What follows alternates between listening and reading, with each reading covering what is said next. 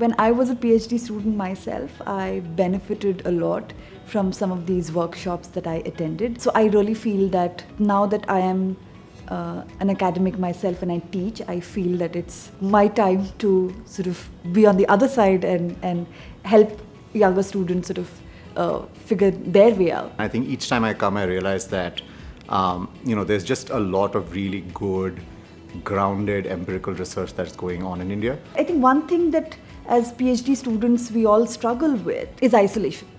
And a workshop like this, which brings people from across the country, sometimes even the world, it just helps to bring in new conversations, new solidarities, new friendships, which stays for a long while. And it's always great to interact with a lot of young people who are usually both challenged, frustrated, but also inspired by what they do. And I get to learn about all the cool research that they are engaged in. As PhD students, we've been very anxious about deadlines and funding and, the relationships that we have with our committees and the departments that we are part of.